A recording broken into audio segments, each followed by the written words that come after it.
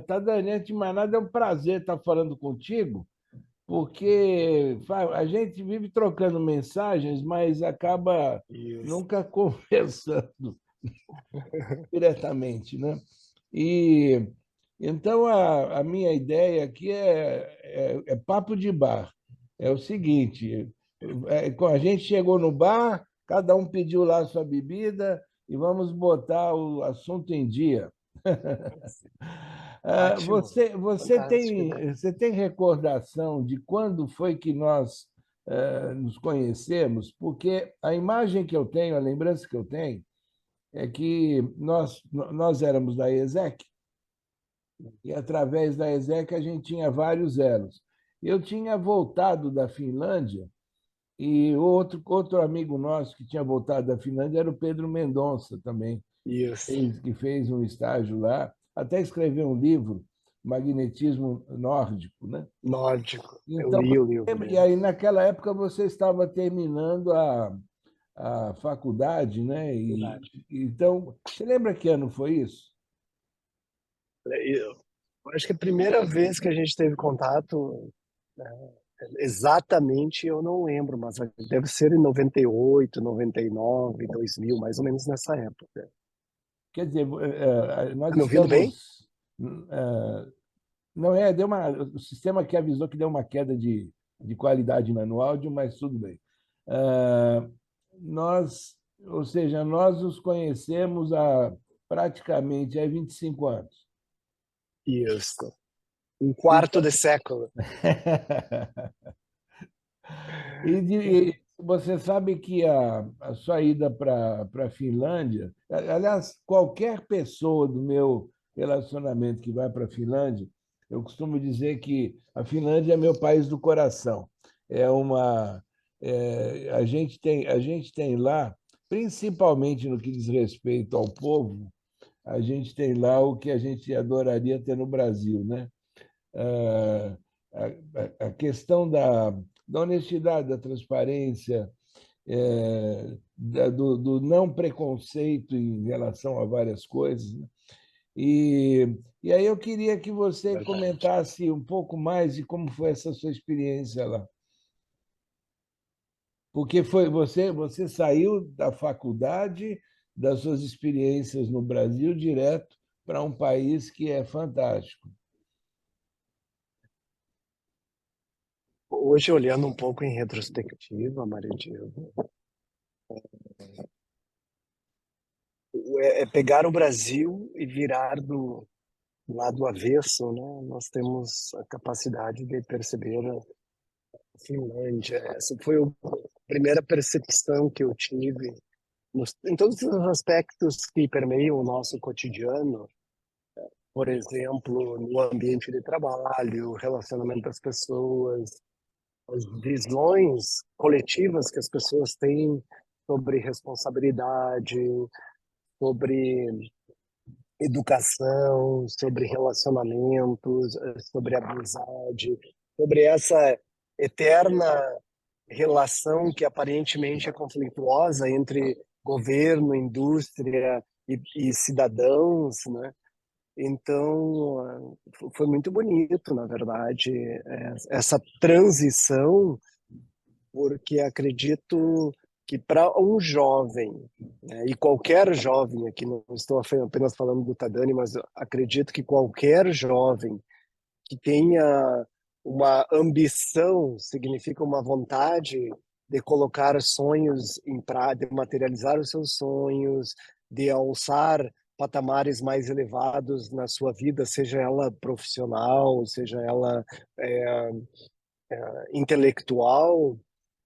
Os países nórdicos eu poderia generalizar hoje, mas já que a gente está falando da Finlândia, porque foi o que abriu as portas para essa nova realidade, eles são um sonho terreno, né? Porque é um país onde as pessoas inquestionavelmente valorizam as ideias individuais, valorizam o conhecimento pessoal, valorizam a proatividade, valorizam a disciplina, independentemente de idade, de gênero, de personalidade, de estilo de vida. E isso foi muito impactante no início, na minha chegada à Finlândia, porque imediatamente, como a ESEC ela tem essa capacidade de agregar, né, pessoas jovens universitários de diferentes cursos e diferentes personalidades, né? Isso foi muito visível que a individualidade ela nunca foi limitada para pertencer ao coletivo. Eu acredito que acontece muito em muitos países do mundo, principalmente na nossa sociedade latino-americana e falando aqui especificamente do nosso amado Brasil. Então eu notei isso quando eu fui recebido pelo pessoal da ESEC na Finlândia e depois imediatamente isso ficou nítido no ambiente de trabalho, porque nós estamos falando, né, do milênio, final do milênio passado. Acredito que o Brasil ainda é um país altamente conservador, mas naquele então acredito que tenha sido um pouco mais, porque a internet ela causou uma revolução cultural que nós ainda estamos passando por essa tormenta da revolução sem entender que direção ela está indo, o que está acontecendo e por que ela está acontecendo. Agora, Mas você, naquele então era o você princípio de lá para cá, você dessa voltou para a Finlândia outras vezes ou não? Ou, ou eu para os países saí, nórdicos? é, eu saí dos países da Finlândia em 2004 e desde então eu não regressei, fisicamente falando. No É, entanto, eu ainda eu, tenho vários eu, amigos.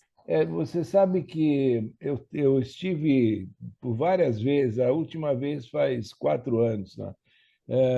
E o interessante é que, obviamente, que ao longo do tempo, dos anos, qualquer sociedade muda, porque é mais tecnologia, mas aquela maneira de ser, de viver, de conviver entre os pares e conviver com a natureza, eu posso te garantir que continua igualzinho. E aí eu quero te perguntar, Existe uma base é, estrutural, né? é Que uma ela é um educação e uma pouquinho cultura. alterada, é, acelerada ou não pela tecnologia. E Isso é aí verdade. minha pergunta quando eu falo dos países nórdicos para muita gente, a turma fala assim, pô, mas dá o frio. O frio sempre vem como principalmente aqui no Rio de Janeiro, falou da Finlândia, o pessoal pensa no frio, não pensa nas outras coisas. Eu sei que para você conviver com frio não foi tão difícil, porque você já vinha de um lugar frio, né? Agora, como é que foi para você conviver assim com a questão da alimentação, o cotidiano, os aspectos de lazer? Como é que foi essa adaptação para as horas em que você não estava trabalhando? Maravilhoso. O... Só para concluir aquela primeira análise, né? A ideia de chegar numa organização onde as pessoas eram livres, né, para vestir. Por exemplo, a primeira vez que eu vi um gerente de empresa e cada mês vinha com o cabelo pintado de uma cor, um verde, rosa, violeta, amarelo, e as pessoas nunca fizeram um comentário julgador sobre isso, sobre o estilo da pessoa, né? Porque o que vale é o conhecimento e o que ele entrega para a empresa no final do dia. Então, isso foi muito bonito. Eu achei isso foi, na verdade, o princípio acredito ser um salto quântico na minha carreira profissional. E aí vem uma característica muito comum que é extremamente debatida no mundo inteiro, que é o conceito de produtividade pessoal, organizacional e nacional. Outro fator muito importante, as pessoas trabalhavam ou das 7, eu trabalhava na ABB, né, que é uma corporação suíça-sueca, naquele então muito forte na energia elétrica, hoje tem muita robotização, assim por diante. As pessoas chegavam no trabalho às 7 da manhã, trabalhavam até às 3 da tarde, ou às 8 da manhã até às 4 da tarde. No contexto brasileiro, qual eu conhecia, as pessoas ficavam mais tempo no trabalho porque vende a ilusão passa a ilusão de que a pessoa está trabalhando mais, né? Lá não, as pessoas 4 horas, né? Eu trabalhava num parque industrial, que devia ter umas 4.000 pessoas, diferentes prédios e fábricas. 4h15 da tarde, estava vazia a empresa. Só estavam na empresa pessoas que trabalhavam em projetos que eram em outras partes do mundo e que teriam reuniões. Ou seja, quando elas estavam na organização, elas trabalhavam. Isso significa que as pessoas têm muitos hobbies, elas têm muitas atividades que são fora do trabalho. E isso é muito bonito, porque elas fazem isso individualmente e coletivamente. Então, para responder a tua pergunta, como é que era a vida fora do trabalho, era magnífica, né? Porque no inverno as pessoas as pessoas gostam muito de ir à sauna na Finlândia, né? Diz a história de que primeiro tu constrói a sauna e depois tu constrói a casa em torno da sauna. Tanto é que a apreciação pela sauna. E aí vem fatores culturais, por exemplo, as pessoas entram nus na sauna, todas as pessoas, né? Eu lembro que eu fui recebido por uma família, e logo que eu cheguei, aí vamos na sauna, e daí tava toda a família nua na sauna. Aquela concepção de corpo nu físico, para eles não é nada diferente, né? É um corpo e naturalmente está sem roupas, né? Então tinha várias atividades e as pessoas são muito receptivas aos estrangeiros, pelo menos no meu caso foram, né? Então sempre os colegas convidavam, vamos jogar um voleibol, vamos jogar futebol, vamos na sauna. E eu morei numa cidade que é na beira do mar, chama-se Vasa, né? Então nós íamos à sauna e aí no inverno o mar congela, eles fazem um buraco na sauna e tu sai da sauna, se atira no mar, né?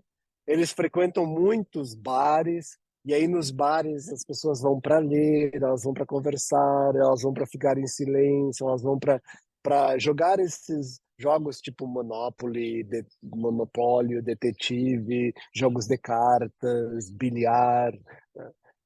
E além disso, as pessoas têm muitos hobbies de adquirir novas habilidades, né? Por exemplo, aula de piano, aula de canto, aula de pintura, carpintaria, eletricidade, porque as pessoas gostam de fazer tudo elas mesmas na Finlândia, né? É muito comum, por exemplo, um grupo de amigos se reunir e construir a casa de um amigo, né? Porque um é um eletricista, o outro é aquele que cuida do plumber, né? E aí o outro é especialista numa outra parte. É uma sociedade muito bonita. E, Em naturalmente, naquela contraposição, em época, contraposição, no verão, os jardins, durante o horário de almoço e no final da tarde, os jardins ficam plenos de gente, alguns lendo, outros conversando, outros tomando sol, isso, e isso. é uma vida plena ao ar livre. E isso vale, como a gente disse, para os outros países nórdicos também, né?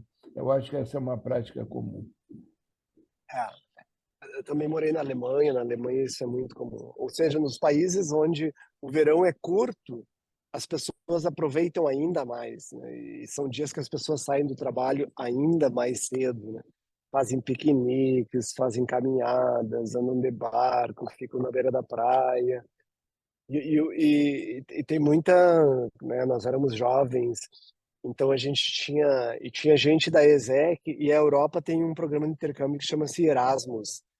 Os jovens de alguns países vão fazer intercâmbio em universidades de outros países.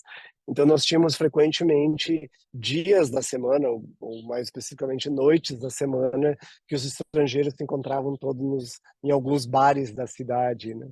E aí era muita diversão, muita alegria, muita festa, muito aprendizado também sobre outras culturas, outras histórias, né? Outros modos que as pessoas vivem, mas basicamente, pô, eu ainda acredito que a vida é uma infinita festa no sentido dessa expansão, dessa alegria, dessas possibilidades, né, dessas transformações. Mas a Finlândia abriu portas para autoconhecimento e não, acredito que em outros lugares não existiriam. E Agora, também uns conceitos. eu quero explorar uma questão que é a seguinte. Você, a partir dessa primeira experiência na Finlândia, foi para a Alemanha, depois você teve uma evolução profissional dentro desse contexto, digamos assim, da área elétrica, e até que você, num determinado momento, você pensou assim: bom, eu não sei se esse é o futuro que eu quero, mas eu quero desenvolver minha espiritualidade. Eu não sei se o pensamento foi exatamente esse, mas a ação foi no sentido de desenvolver a espiritualidade. E aí eu queria entender como é que foi a transição do Tadani profissional, que estava, digamos assim, num momento muito positivo de carreira, e que para com essa coisa, dá aquela travada e fala assim: eu quero desenvolver minha espiritualidade. E aí você vai lá para a Índia e fica um tempo dentro de uma outra forma de vida. Conta para mim como é que foi essa transição. Acredito que esses questionamentos existenciais, eles sempre fizeram parte do meu cotidiano por ser um leitor compulsivo, quase que compulsivo desde criança, né? Existem duas coisas que são constantes na minha vida desde que eu tenho memória, né? Uma é a leitura e a outra é a música. São coisas que eu aprecio muito, né? Hábitos que eu aprecio muito. E quando eu estava na faculdade, Mário Divo, na verdade, quando eu estava no terceiro ano de administração, essas dúvidas já estavam saltitando a mente. E a Federal de Santa Maria era uma das poucas federais no Brasil naquela época que podia fazer dois cursos ao mesmo tempo. Então, eu fiz vestibular para filosofia, passei e cursei. Cursei, acho que um semestre ou dois no máximo. Eu combinei com administração e filosofia. Então, essas dúvidas eu acredito que sempre fizeram parte da minha vida. Até por uma pessoa que lê muito, né? E tu acaba lendo filosofia ou literaturas filosóficas, né? Ou questionamentos existenciais que certos eh, cara, caracteres de personagens de alguns livros possuem. Mas eu lembro exatamente quando eu tive essa faísca, essa dúvida. Eu não mais morava na Europa, eu trabalhava para a EDF, que é Société de France, estatal francesa, e morava no México. O México foi meu despertar espiritual, acredito. Ele alavancou esse processo porque o México possui culturas indígenas que vivem ainda da maneira como os seus ancestrais viviam espiritualmente, socialmente. Eu li um livro muito interessante que chama-se a Antropologia dos Povos Mexicanos, e li vários livros místicos. Ali começou esses questionamentos e eu lembro exatamente um dia eu acordei. Eu falo isso para as pessoas porque para mim a memória é muito lúcida. Eu gostava muito do que eu fazia, sempre gostei muito de trabalhar, gostava muito da carreira corporativa, do mercado de energia eólica, que eram energias renováveis, ainda incipiente naquele então. Era super interessante, estimulante, pessoas realmente engajadas em implementar essa matriz energética em diversas partes do mundo. E um dia eu acordei e tive aquela sensação: mas eu vou fazer a mesma coisa hoje. Não durou muito tempo, durou alguns segundos, mas foi o princípio. E depois de alguns meses, analisando o entorno, eu decidi tirar um ano sabático e dedicar-me à leitura, a estudos, a reflexões, mais à escrita, que acredito que a escrita é uma maneira de também organizar nossos pensamentos e visões do mundo. E esse ano sabático acabou durando 6 anos.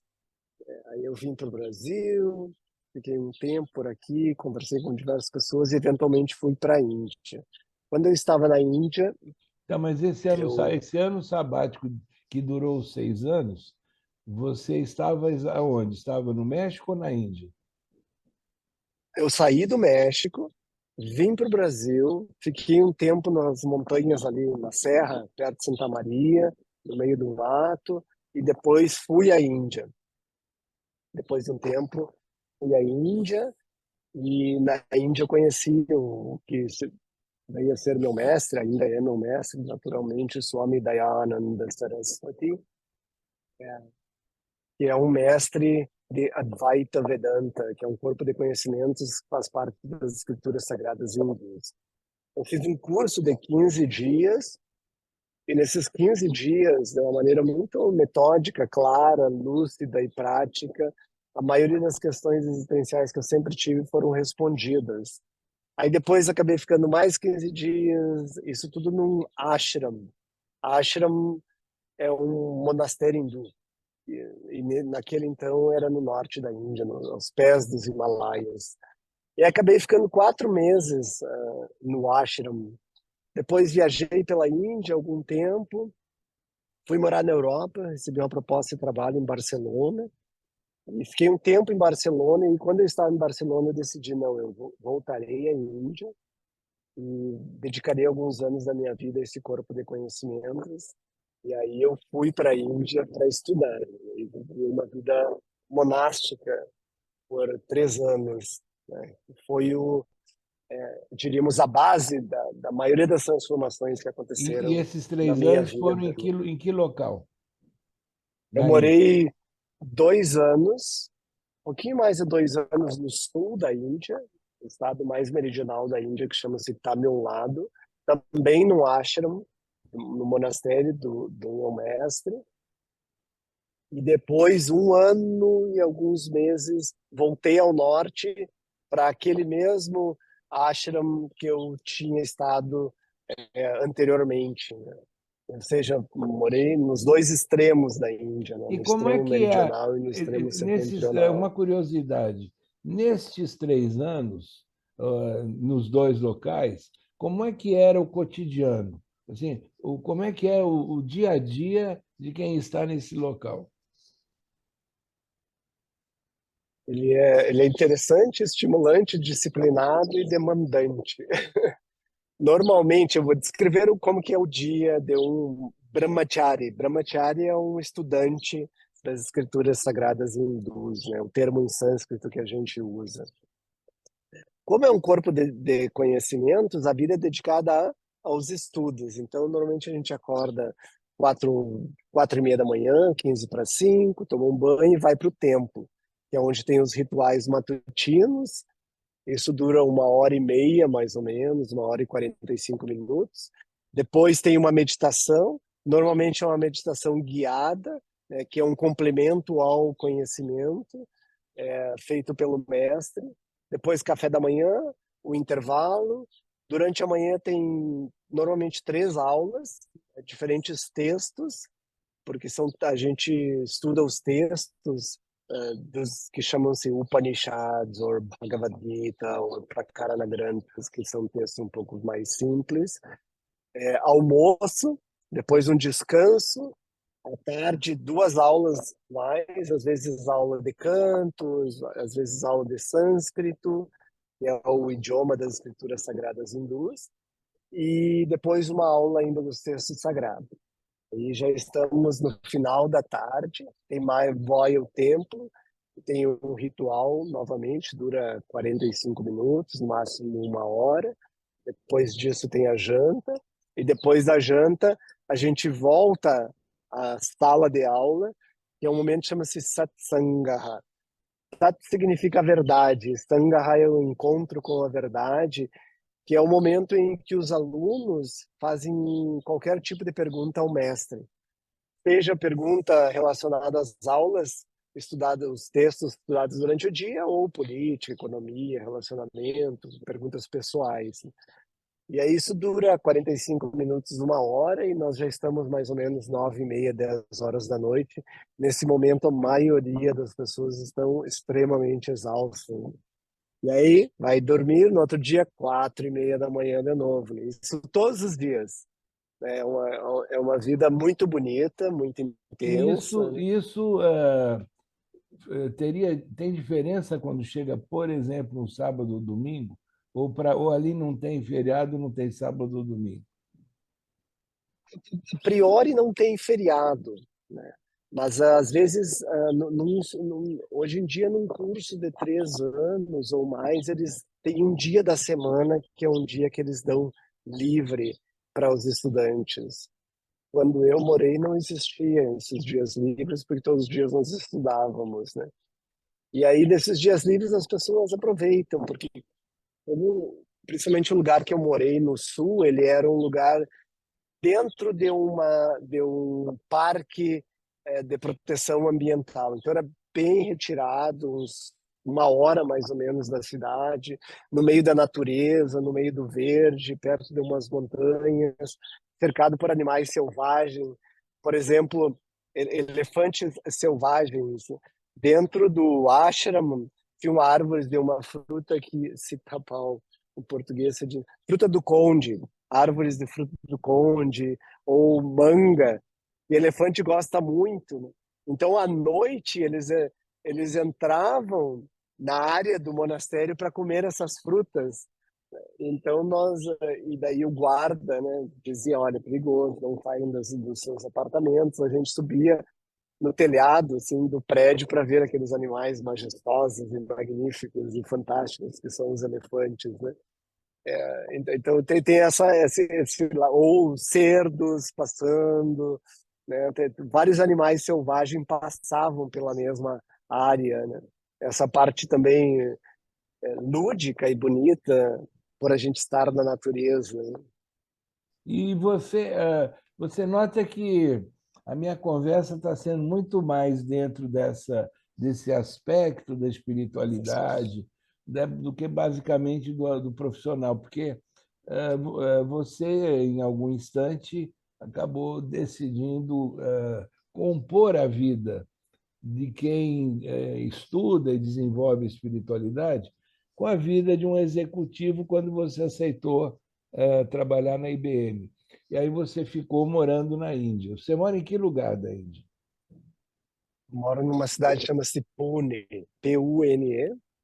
Ela fica no estado de Maharashtra, que é um dos maiores e talvez mais prósperos estados da Índia. A capital do nosso estado é Mumbai, ou Bombaim, que é a capital financeira da Índia, Então, correlacionada a São Paulo, no Brasil. e aí você começou a conviver com a atividade executiva de na IBM, inclusive com uma ação global, né?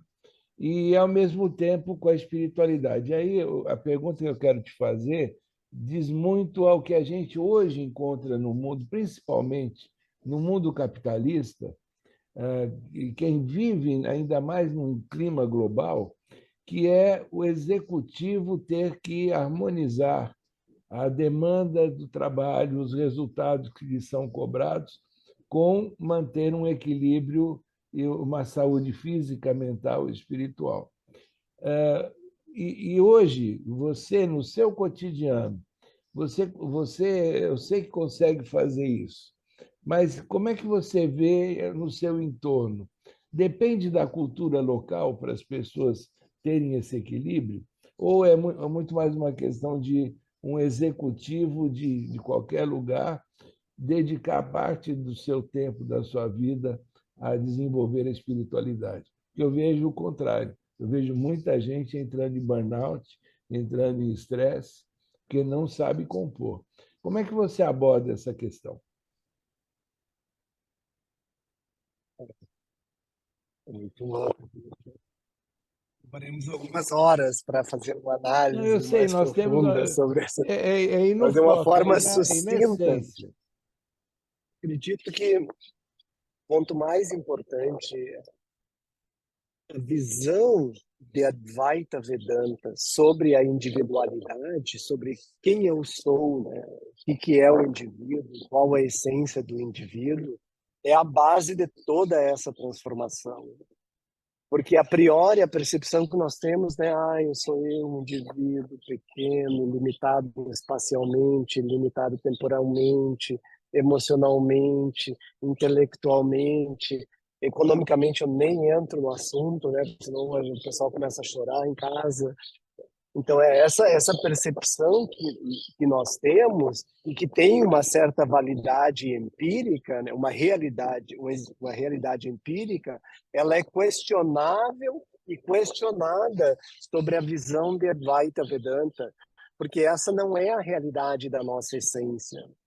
Então, quando nós nos expomos a esse conhecimento e realmente entendemos a plenitude da nossa essência, e de uma maneira sucinta, o que significa a plenitude da minha essência, é que a fonte de alegria, a fonte de segurança, a fonte de paz, a fonte de coragem, a fonte de gratidão, ela não está no mundo externo, e sim ela é inerente à minha existência.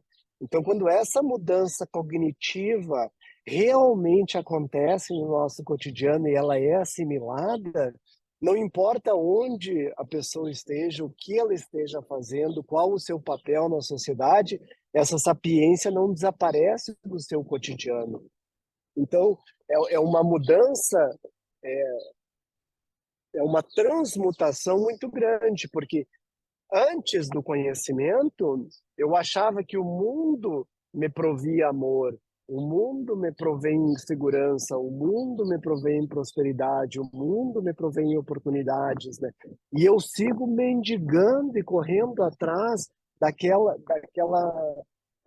satisfação, daquele reconhecimento, daquele respeito que não vem, porque está todo mundo correndo e buscando e até mendigando aquelas mesmas coisas para esse outro lado da transformação, onde não é lá fora, isso é a minha essência. E para mim é irrevogável essa realidade sobre quem eu sou. Então, eu parto de outra visão de mundo, né? Essa plenitude, essa abundância, essa sapiência, com ela eu me aproximo a qualquer papel que eu executo na vida, seja ele no ambiente de trabalho, seja ele no ambiente familiar, seja ele no ambiente social. Ou seja, essa estrutura irrevogável de que minha essência é plena, eu transfiro ela para qualquer papel que eu exerço. E os papéis são temporários, os papéis são limitados, os papéis são flutuantes, né? Então, tu lida com, diríamos, os sucessos e as falhas, as alegrias e as tristezas, os momentos favoráveis e os momentos desfavoráveis, né? A receptividade e a animosidade sobre essa perspectiva. E tu consegue, consequentemente e inevitavelmente, olhar para o mundo, ou seja, para as pessoas, para as situações, para as circunstâncias, de uma maneira mais objetiva. O que significa uma maneira objetiva? É olhar para as coisas como elas são, e não como eu gostaria que elas fossem, né?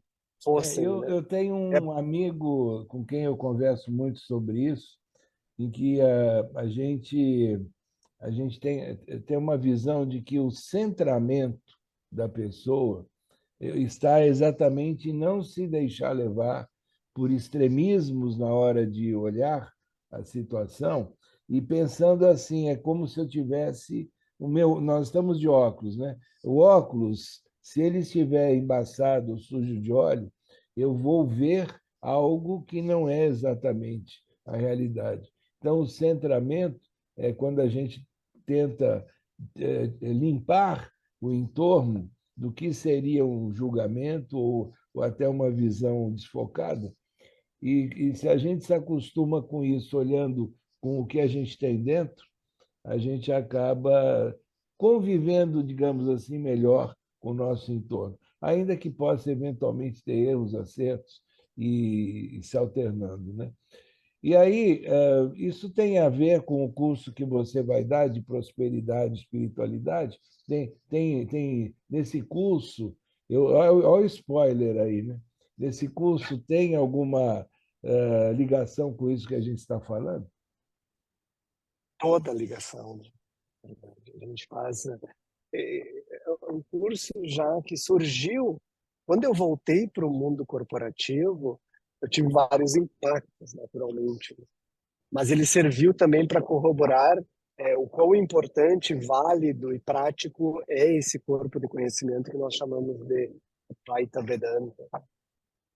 E aí eu notei que existiam é, certos espaços abismais entre praticidade e o quão esse conhecimento pode contribuir pessoalmente e organizacionalmente, né? E o que eu estava observando. Isso que eu estou falando, por exemplo, no caso da IBM, que na minha opinião é uma empresa fantástica de trabalhar, que valoriza conhecimento, proatividade, inovação, né? Encourage, motiva as pessoas a colaborarem, né? Porque tu não consegue fazer inovação e visualizar um futuro que ainda não existe sem colaborar com pessoas de diferentes conhecimentos, sejam eles técnicos ou intelectuais, né? E aí eu resolvi criar um curso onde a gente fala sobre inovação, a gente fala sobre administração do tempo, a gente fala sobre relacionamentos, mas a base desse curso é o conhecimento de Advaita Vedanta, né? É trabalhar a essência pessoal. Esse é um curso, na verdade, bem mais longo, mas o que eu vou dar agora no Brasil, ele é bem mais sucinto, onde a gente vai trabalhar premissas irrevogáveis sobre a nossa essência, que se realmente estão assimiladas, ela tem um impacto nas nossas organizações, e qual o tipo de impacto que ele vai ter nas nossas organizações e qual o resultado que ele tem na minha vida, seja ela emocional, intelectual ou econômica, né? Porque estão conectados, né? Uma vez que a gente muda a fundação ou a base, inevitavelmente tem um ripple effect, tem um efeito dominó que causa um impacto nas nossas vidas, né? Ou seja, a nossa visão de mundo, ela se manifesta no nosso cotidiano, né? Sejam eles de uma forma limitada, de uma forma, às vezes até acredito que as pessoas têm um auto-julgamento muito severo para consigo mesmas. As pessoas são muito cruéis para consigo mesmas, né? E essa Sobre visão, isso, ela acaba transferindo para o mundo, né? Tadani, mas então você estava falando da abordagem da espiritualidade com a prosperidade, e que o curso é mais intenso, mas a sua abordagem vai ser muito focada em cada pessoa. E aí no finalzinho você usou uma expressão que é da a pessoa, ela precisa se livrar, digamos, de culpas. Ela deve ser menos, pelo que eu entendi, ela deve ser menos rigorosa no auto-julgamento, né? E algumas pessoas que desenvolvem cursos e trabalhos nessa linha, não necessariamente com base na linha hindu ou na linha budista, elas sempre falam em que nós temos que começar perdoando as pessoas ou auto-perdoando as coisas que a gente eventualmente cometeu. Como é que funciona isso dentro dessa lógica da espiritualidade e da prosperidade? Essa é uma pergunta quente também, né? Interessante e muito prática.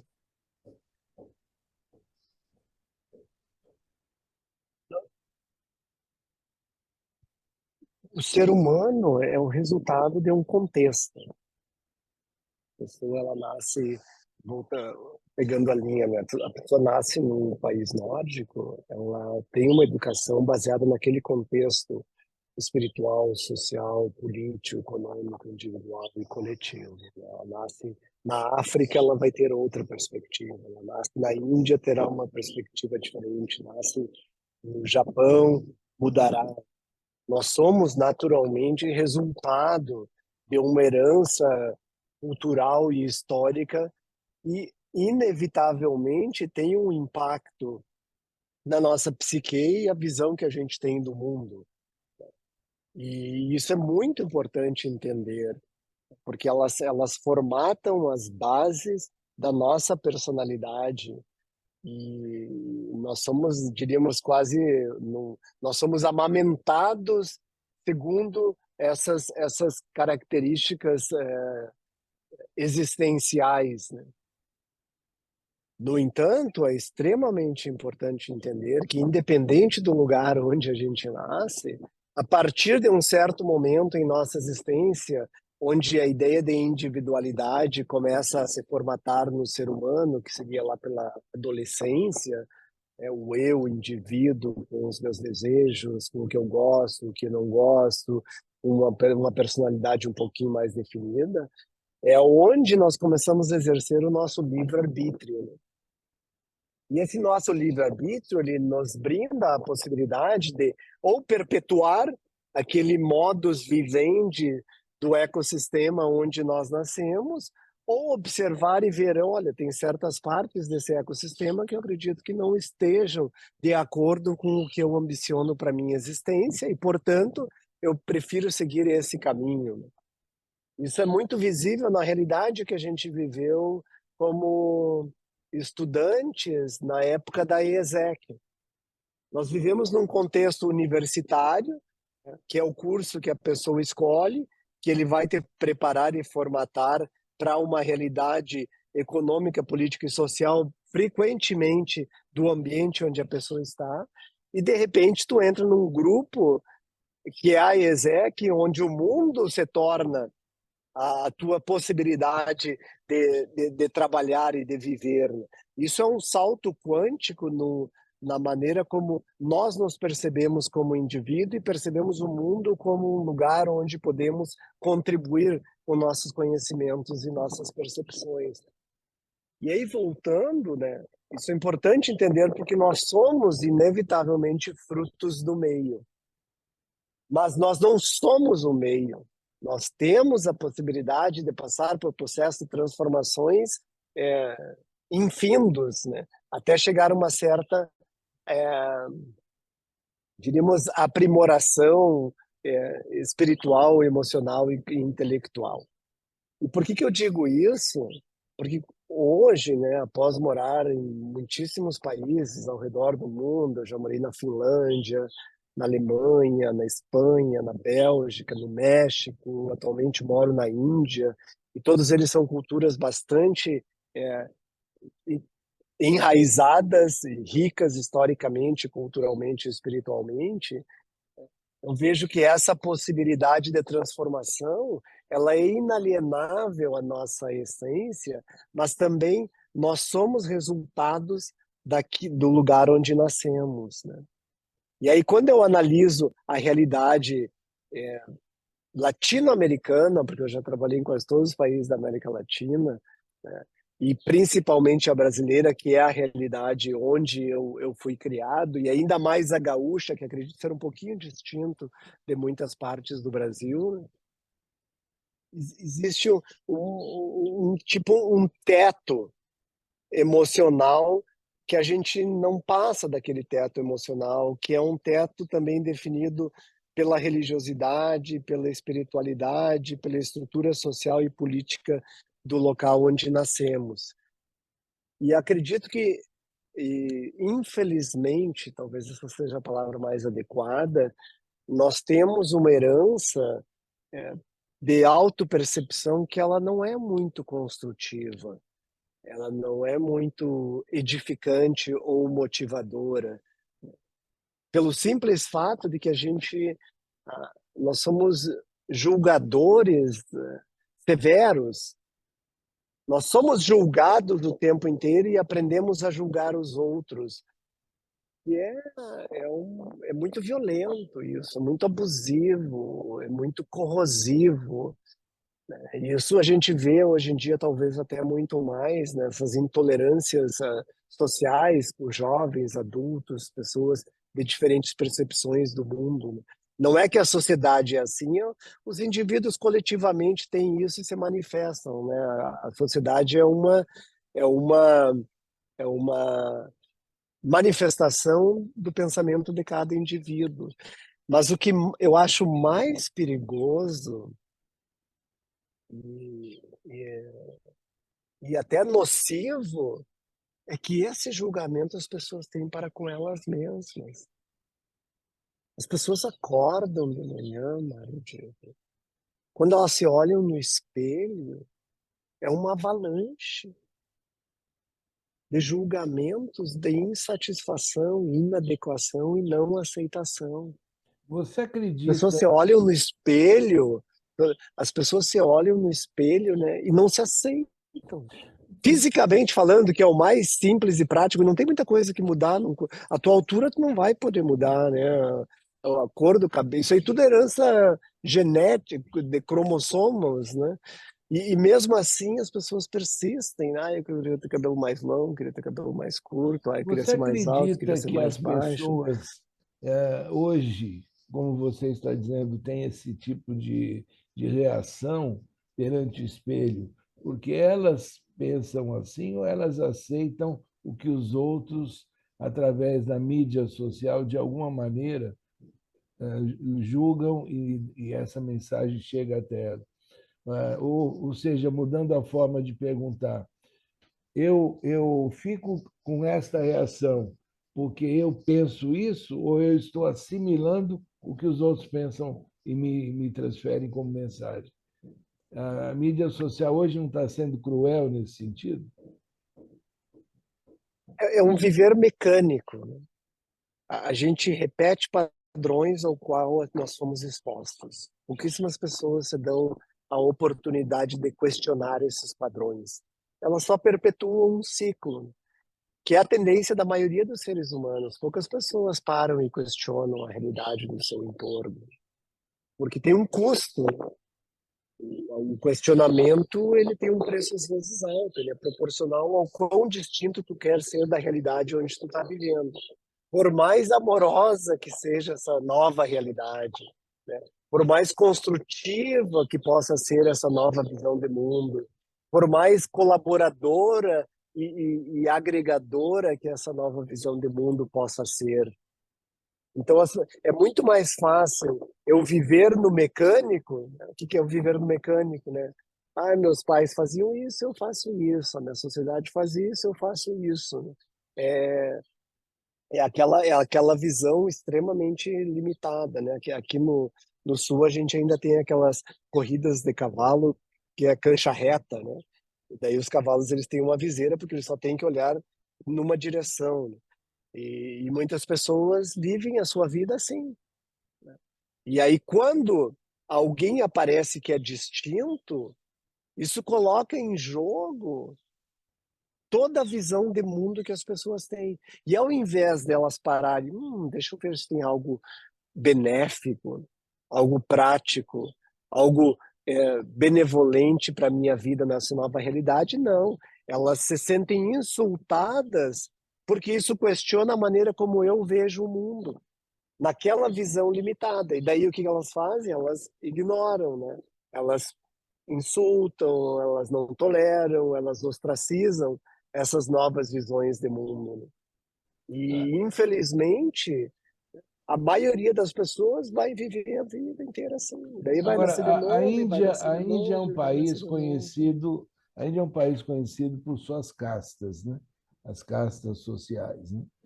E se a gente fizer um paralelo, se a gente fizer um paralelo, no Brasil, dada a construção social que nós temos no Brasil, a gente não tem, é claro, o mesmo princípio de castas da Índia, mas a gente tem classes sociais bastante segmentadas e então, dentro desse paralelo, como é que alguém que está preso nessa casta, ele pode sair? Muitas vezes não é só com a força mental e espiritual dele, né? Ele depende de oportunidades.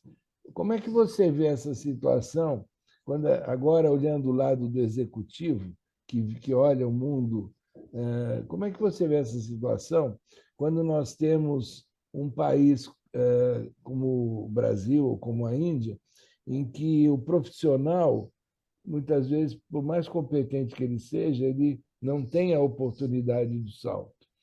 Ele tá preso àquela condição que o seu nível social permite.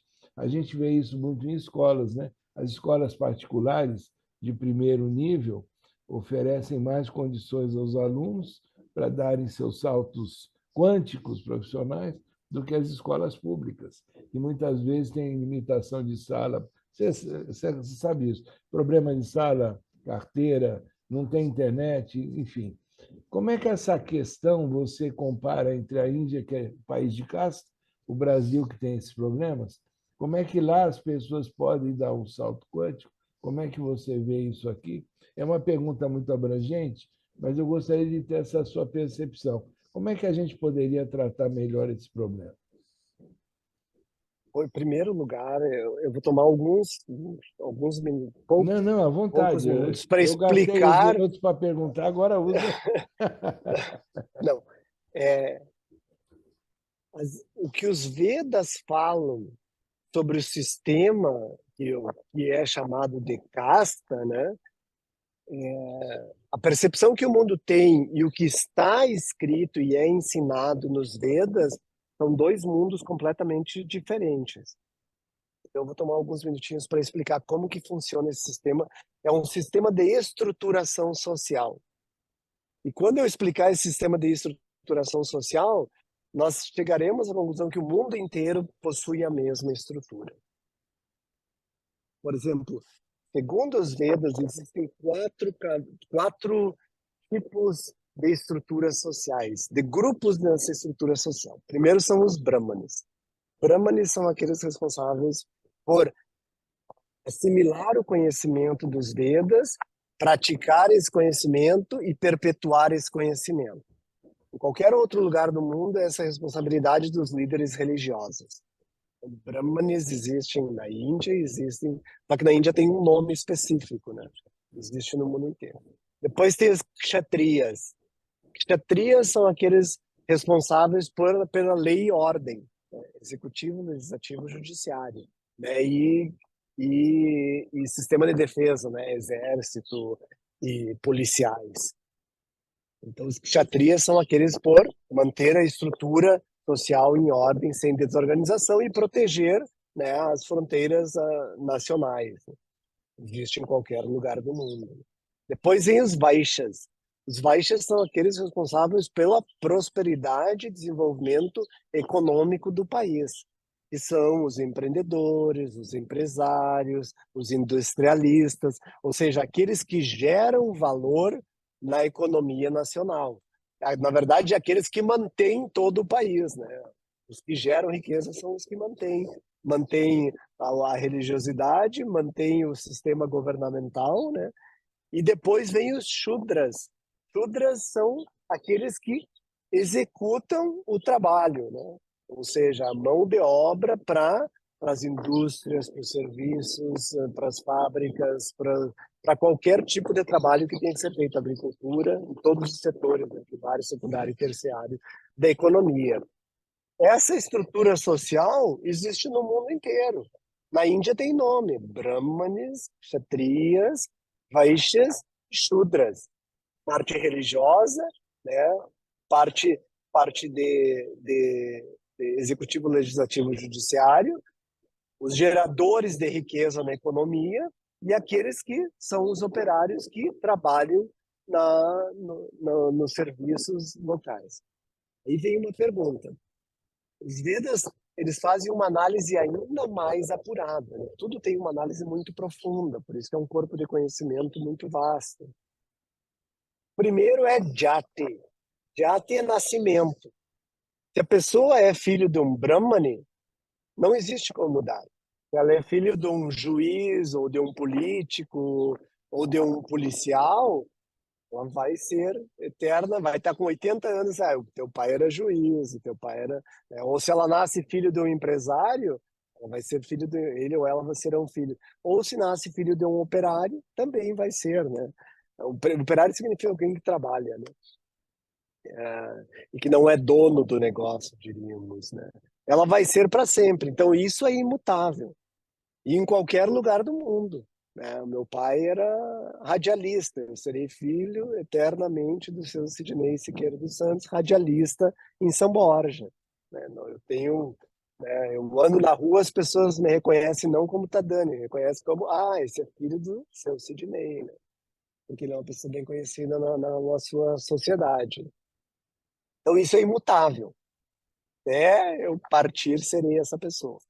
Depois, outra característica que eles olham, seu nascimento, já. A outra característica que você olha é personalidade, né? Gunas. Qual a predisposição que eu tenho?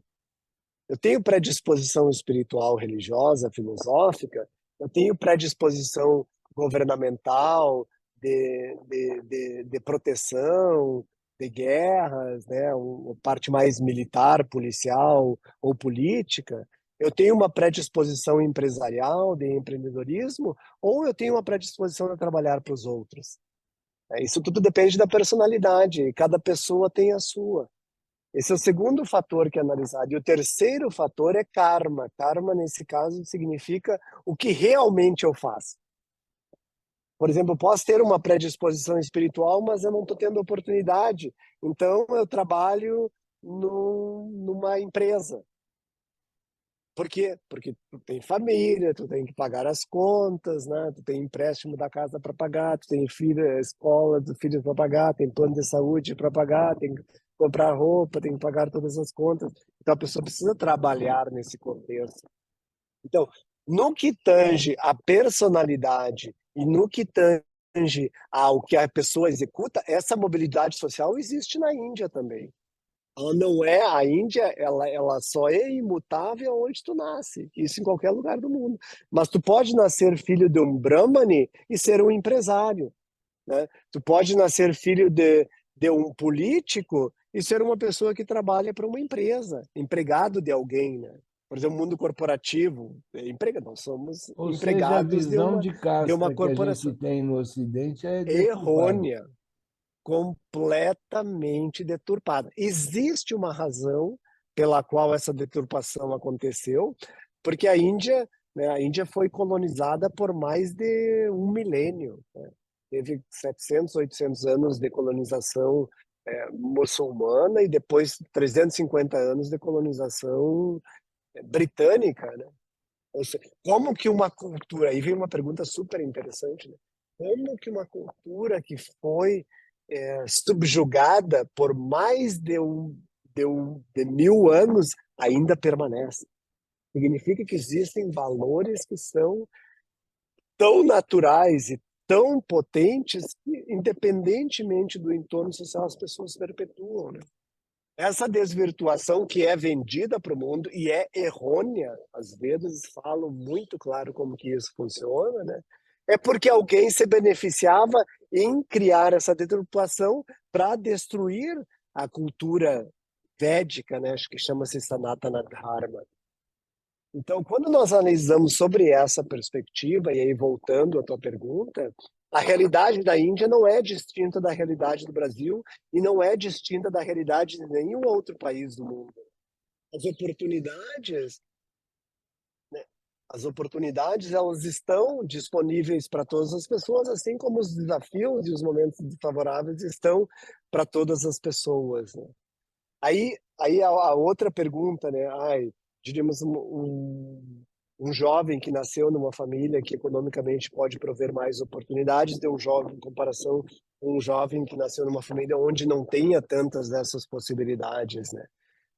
E a gente tem que fazer um outro ensinamento que é entender a lei do karma, que já demoraria mais no mínimo 1 hora, então eu não entraria nesse contexto, mas também a lei do karma ela é corroborada pela premissa de reencarnação, né?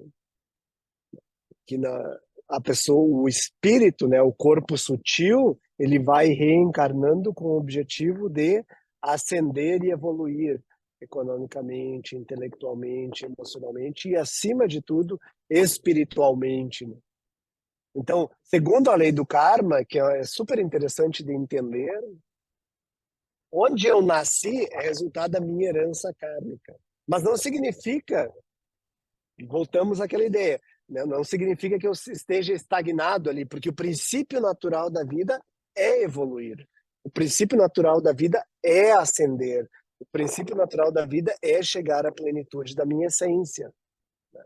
E aí entra Ou um papel seja, muito bonito, né? a gente pode, a gente vê muito acontecer alguém que nasce numa família abastada, exemplo, uma família de médicos, mas o cara não quer ser médico, o cara quer ser advogado. Ele tem todas as oportunidades para ser médico, mas ele prefere ser advogado. Ele prefere ter um outro caminho que está mais ligado à sua essência. Então, e isso pode ter, como você diz, a lei do karma, ou seja, a essência dele está num determinado caminho. Às vezes ele pode até querer ser dentro da estrutura de quatro, ele pode decidir ser um religioso, ou seja, ele sai daquele grupo em que ele nasceu para um outro grupo. Esse seria o conceito. Isso. Funciona assim. E a gente E, vê na isso em todos os verdade, países. a ideia de perpetuação na Índia existe pela facilidade do caminho. Se o meu pai fosse um líder espiritual, para mim ser um líder espiritual seria muito mais fácil, né? Porque ele já conhece o caminho, ele já enfrentou os percalços e os obstáculos do caminho, né? Se eu, voltando, pegando o exemplo, né? Se o pai é médico, é muito mais fácil para o filho ser médico, né? Porque ele já vive naquele entorno. Então, o princípio da inserção já está lá. Então, ele facilita o caminho das novas gerações. Se o pai é um industrialista, fica mais fácil para o filho ser um industrialista, porque ele vê essa realidade desde pequeno, desde que nasceu, antes de nascer, na barriga da mãe, já está vendo essa realidade através das conversas, das reuniões e das interações familiares, né? Então ela nasce numa estrutura onde vai ser mais fácil para ela, né? Não significa que não terão desafios, não terão fracassos, não terão momentos, né, de querer desistir, mas que ela já conhece muito mais essa realidade que qualquer outra pessoa que está entrando, né, em determinado momento das suas vidas. Então, por isso que essa ideia de perpetuação e que a gente chama de parampara também existe na Índia, né? Existem famílias que são há 10 gerações industrialistas, que são há 20, 25, 30 gerações líderes religiosos, porque é mais fácil, né? E daí vem um contexto também da Índia, né? Ele é um líder religioso, ele vai casar com a filha de um líder religioso, porque ela também já nasceu nessa estrutura. Ela sabe a parte ritualística e o papel que a família vai exercer na sociedade. E o que é muito comum na nossa sociedade também, né? De repente, o filho de um empreendedor vai casar com a filha de outro empreendedor, porque os dois já conhecem a realidade dos negócios, né? Então, isso é muito comum na nossa sociedade também, quer dizer, em qualquer sociedade do mundo, né? Frequentemente, os casamentos eles acontecem mais ou menos no mesmo nível cultural, social, político e econômico, né? Porque daí não tem conflitos. A ideia é a perpetuação de uma certa harmonia que leva a uma interação muito mais construtiva e harmoniosa entre as novas famílias, diríamos, né? Agora, Que é é, natural ao ser humano, né? tá, Dani, se lembra que eu falei que a gente está num bar, né? Daqui a pouco vão fechar o bar. Eu tenho uma questão que Pede mais um chazinho, né? nós temos aí mais uns 6 minutos, né? Eu tenho uma questão que me chama a minha atenção pessoal, que em determinado momento da história da humanidade, muito próximos, nasceram Confúcio na China, o Buda na Índia e Sócrates lá na Grécia. Se a gente for pegar na essência, os três falavam mais ou menos a mesma coisa, que é o de a pessoa tem que conhecer a si própria. Ela tem que desenvolver o autoconhecimento como fundamento, né, daquilo que ela vai ser, na vida. Como é que você, que estudou bastante todo esse lado do budismo, essa filosofia dentro da Índia, como é que você compara com aquilo que se pratica na China e, de certa maneira, se pratica como um resultado do socrático?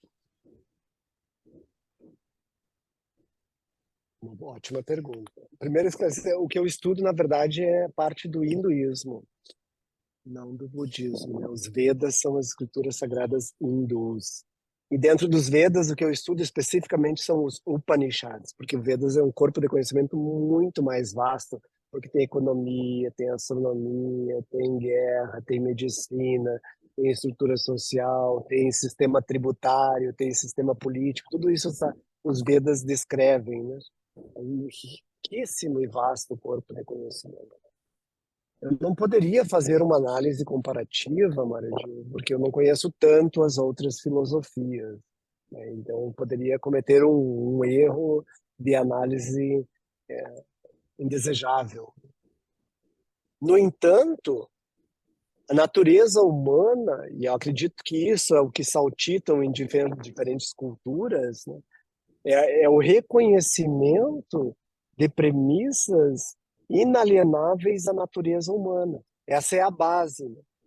Ou seja, que essa natureza humana não é essa forma de corpo, mente e sentidos temporária, efêmera e frágil que nós pensamos ser a única realidade da nossa existência, né? E daí vem o autoconhecimento, né? O autoconhecimento frequentemente é reconhecer que isso apenas é um corpo, uma mente, sentidos que são instrumentos que são brindados à minha essência, e a gente poderia dizer aqui, utilizar temporariamente a palavra alma, né? Para que eu possa passar por um processo de ascensão e de evolução e de melhoramentos e refinamentos. E isso existe não apenas, né, no confucionismo ou na tradição persa, através do Zoroastro, as tradições nativas, né, da Europa antiga, da América antiga, dos povos que existiram também aqui nessa região do mundo, né? Ou seja, é o reconhecimento de que essa existência física, além de efêmera, ela é muito curta. O que são 60, 70, 80, 90, 100 anos em comparação com milhões e milhões de anos que esse pequeno planeta né, existe? É insuficiente para uma pessoa passar por apenas uma existência e ter todo esse processo evolutivo. Esse é o reconhecimento básico de todas essas tradições, diríamos, filosóficas e espirituais, né?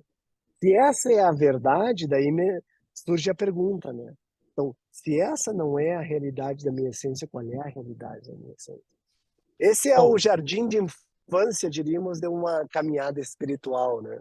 bom, Tadani, antes que o tempo termine, eu quero agradecer muito pela oportunidade da conversa e nós terminamos com essa pergunta que você deixa no ar, que em algum momento a gente vai poder dar continuidade.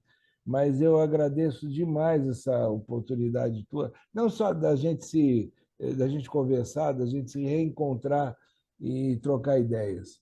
E espero que para você também tenha sido agradável. Depois eu te mando aonde estarei publicando esse nosso vídeo. Agradeço, Maridiva, esse reencontro, ainda que virtual, né? Espero que possamos nos encontrar fisicamente no futuro próximo, né? Agradecer esses momentos de reflexões, né? O bate-papo com amigos às vezes levam a reflexões profundas e intensas sobre a vida e, e as perguntas levantadas por você também demonstram, né, sua curiosidade e a sua capacidade intelectual, porque uma coisa muito importante quando a gente está conversando com outras pessoas também é a capacidade de fazer perguntas que sejam relevantes e interessantes e que tenham uma sequência de processo evolutivo. E isso eu dou parabéns ao amigo, que não é desconhecido a minha pessoa, a sua capacidade intelectual, emocional e existencial Bom, foram demonstradas eu e que nos levaram agradeço. a essas reflexões, né? Eu agradeço, e eu quero dizer que eu também sou seu leitor assim, frequente das reflexões que você costuma mandar. E uma coisa que está faltando você fazer de novo é ter o site, né? Para que as pessoas possam te Estamos no acessar. processo nesse exato momento, Maritivo. Oxalá nos próximas semanas ou meses esteja disponível. Mas obrigado pela lembrança. Apenas É porque reforça. eu pessoalmente, eu quis acessar o site para mandar informação para uma pessoa e acabei não tendo. Mas Então, sinta-se sempre à vontade para compartilhar o meu telefone, as pessoas me mandarem pelo WhatsApp, né? Porque muitos dos textos eu compartilho com milhares de pessoas semanalmente é, através do WhatsApp, né? E talvez por isso não tanto a necessidade do site, mas ele virá, acontecerá. é, Obrigado, meu amigo. fica aí o abraço, o carinho, e você volta para a Índia quando? Provavelmente daqui umas 2 ou 3 semanas.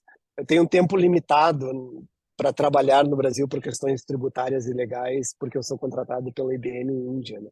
Então, apesar de ser brasileiro, existe uma limitação no tempo que eu posso trabalhar aqui É. e tem que seguir as regras organizacionais, né? Então, fica aí um abraço, que tenha uma excelente estada no Brasil, até a volta para a Índia, e quem sabe a gente se encontre em algum lugar do mundo em um momento próximo. Talvez na Finlândia. Que assim seja, meu amigo. Um Um abração. abraço. Oh, Tchau.